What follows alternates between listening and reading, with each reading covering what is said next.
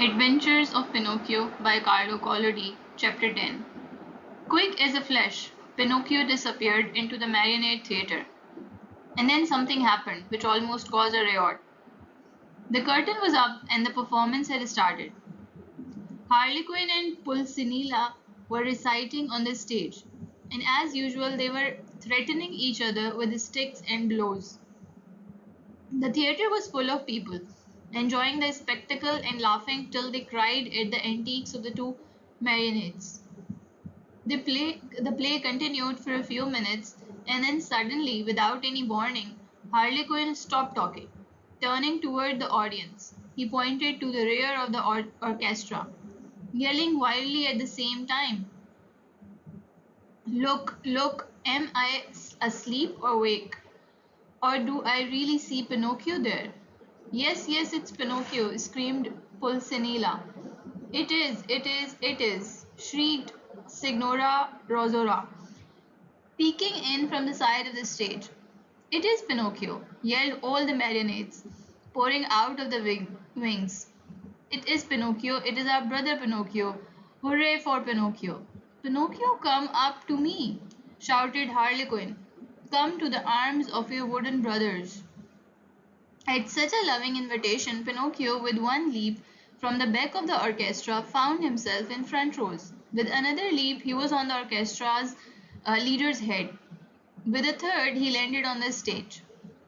It is impossible to describe the shrieks of joy, the warm embraces, the knocks, and the friendly greetings with which the strange company of dramatic actors and actresses received Pinocchio. It was a heart-rending spectacle, but the audience, seeing that the play had stopped, became angry and began to yell, the play, we want the play." The yelling was of no use, for the marionettes, instead of going on with their act, made twice as much racket as before, and lifting up Pinocchio on their shoulders, carried him around the stage in triumph. At that very moment the director came out of his room. He had such a fearful appearance that one look at him would fill you with horror. His beard was black as pitch, and so long that it reached from his chin down to his feet. His mouth was as wide as an oven, his teeth like yellow fangs, and his eyes two glowing red coals. In his huge hairy hands a long whip made of green snakes and black cats' tails twisted together, swished through air in a dangerous way. At the unexpected apparition, no one dared even to breathe. One could almost hear a fly go by. Those poor marionettes, one and all, trembled like leaves in a storm. "Why have you brought such excitement into my theatre?" the huge fellow asked Pinocchio with the voice of an ogre suffering with a cold.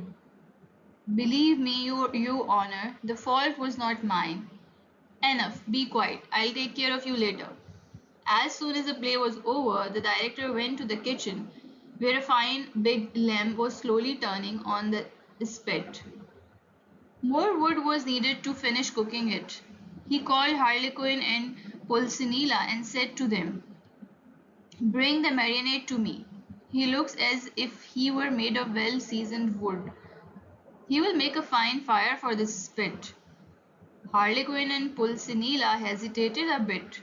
Then, frightened by a look from their master, they left the kitchen to obey him.